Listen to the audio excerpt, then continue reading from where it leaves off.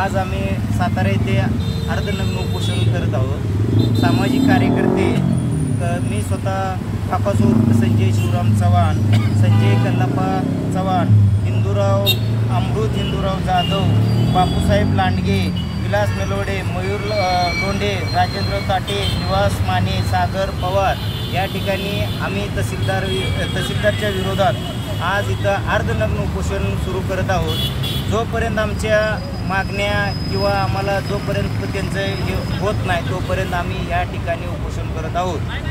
आणि अर्धनग्न तत्कालीन तहसीलदार देवकर यांच्या तक्रार असताना सुद्धा बिनधास्त कार्यरत आहेत।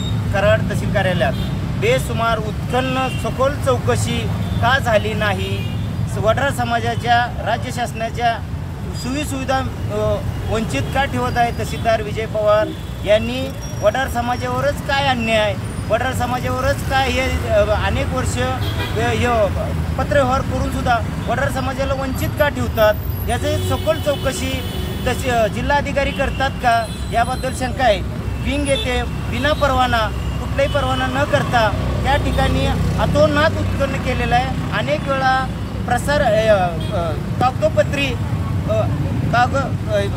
कोणत्याही प्रकारची त्या ठिकाणी चौकशी झालेली नाही आहे। कराड येथील बहुतेक मंडल अधिकारी तलाठी या ठिकाणी 20-20 वर्ष त्याच ठिकाणी आहेत। महत्त्वाचं तहसीलदार कार्यालयात CC कॅमेरा आज लोकसभा देशाची लोकसभा असताना सुद्धा त्या ठिकाणी CC कॅमेरासुद्धा बंद आहेत आणि माहिती अधिकार मागितले असताना त्या ठिकाणी बंद आहे असं पत्र दिलेलं आहे त्यांनी। आणि त्या ठिकाणी UM मशीनसुद्धा स्ट्रॉंग रूम आहे त्या ठिकाणचं सुद्धा बंद आहे अशी CC कॅमेरा सर देते तहसीलदार कार्यालयात शासकीय वाहन शासकीय तहसीलदारचे खाजगी वाहन कसे वापरतात लोक याच्या ताब्यात चौकशी करणार का जिल्हाधिकारी? तहसीलदार विजय पवार निवासी तहसीलदार यांचे सखोल चौकशी होणार का याबद्दल कराड तालुक्यातील मान्य जिल्हाधिकारी कार्यपद्धती शंका तालुक्यातील नागरिक व्यक्त करत आहेत। DP जैन भरलेले 8 मुरुम 8 डंपर तहसीलदार यांनी सोडून दिलेले आहेत। त्या वाहन सोडायचा अधिकार प्रांत अधिकारी यांना आहे। स्वतःचे अधिकार वापरून त्या वाहनं सोडलेले आहेत। पोकलँड सर्व तहसीलदार हुकुमशाही विरोधात आंदोलन प्रांत कार्यालय आयुक्त कार्यालय जिल्हा कार्यालय या ठिकाणी झालेले आहेत। त्याची चौकशी होणार का? तहसीलदार यांची पाठीशी कोण घालतं यांनी जिल्हाधिकारी हे करतात का? परत त्या ठिकाणी पत्रकार गँगवर हे दलाल त्या ठिकाणी चालू आहे याची अनेक प्रसारमाध्यमातून झालेले आहेत। याची चौकशी होणार का? लाच प्रकरणात शिवदास हा कुणाचं काम करत होता याची चौकशी होणार का? विजय पवार आनंद देवकर याचे चार्जशीटमध्ये नाव असताना सुद्धा त्याच पदावर त्यांनी कार्यरत आहेत। विक्रम शिवदास यांची पोलीस पाटील त्या पत्नी आहेत त्या पदावर सुद्धा राहण्याचे नैतिकता आहे त्याची चौकशी होणार का? महेंद्र कांबळे व्यक्ती ही शासकीय दप्तर हाताळतो त्याच्या पत्नीच्या नावावर ऑनलाईन त्यांच्या पत्नीच्या नावावर ही शासकीय अधिकार हे करताना पुरवठा विभाग या ठिकाणी अनेक तक्रारी आहेत।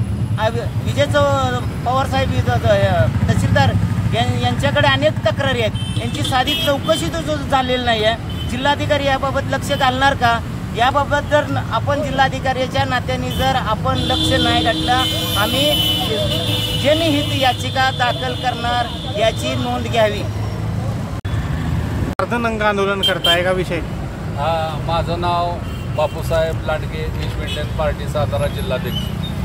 सातारा जिल्हाधिकारी कार्यालयासमोर अर्धनग्न आंदोलन करण्याचा उद्देश कराड तालुका महसूल विभागातील कर्मचारी अधिकारी यांच्या भ्रष्ट कारभाराची सखोल चौकशी व्हावी। याचे मुख्य कारण की वीटभट्टी माती माफिया 100 ब्रास 200 ब्रास 300 ब्रास परवानगी घेतात, वाहतुकी परवानगा काढतात, पण प्रत्यक्षात मात्र 900, 1000, 1200 ब्रास उत्खनन करून शासनाचा महसूल बुडवत असतात। यासाठी आम्ही 11/3/2024 रोजी माननीय उपविभागीय अधिकारी प्रांता यांना निवेदन अर्ज दिला होता की वीटभट्टी धारकांच्या वीटभट्टी ठिकाणावर जाऊन त्यांचे शिल्लक स्टॉक मातीचे पंचनामे करावेत अशा पद्धतीने निवेदन अर्ज दिलेला असताना देखील आज 3 महिने पूर्ण होत आलेले असताना देखील सुद्धा कराडचे प्रांताधिकारी परत सातारचे जिल्हाधिकारी गौण खनिज विभाग परत तहसीलदार यांनी कोणत्या वीटभट्टी ठिकाणावर जाऊन मातीचे पंचनामे वगैरे कोणत्या प्रकारे केलेले नाहीत.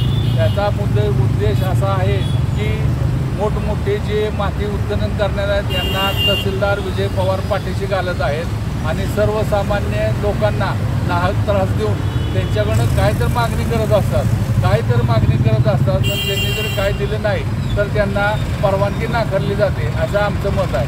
म्हणून जो शासनाचं महसूल बुडवतात आणि नियमानुसार जास्त मातीचे उत्खनन करतात अशा वीटभट्टीधारकावर त्यांच्या वीटभट्टी ठिकाणावर जाऊन पंचनामे करावेत आणि ह्या 3-4 महिन्याच्या कालावधीमध्ये त्या वीटभट्टीधारकांनी जेवढ्या विटा बनवलेल्या आहेत त्या विटाची देखील मोजमाप करून त्याचे पंचनामे करावेत ही आमची मागणी आहे. आणि त्यांना वीटभट्टी माती माफियांना सहकार्य करणारे तलाठी, सरकर, मंडलाधिकारी, नायब तहसीलदार यांची सखोल चौकशी करावी आणि त्यांच्या सर्व कर्मचारी अधिकाऱ्यांची स्थावर जंगल मालमत्तेची माननीय जिल्हाधिकारी साहेब यांनी सखोल चौकशी करावी आमची एवढीच मागणी आहे. जोपर्यंत आमची मागणी मान्य होत नाही तोपर्यंत आमचे आंदोलन चालूच राहणार आहे.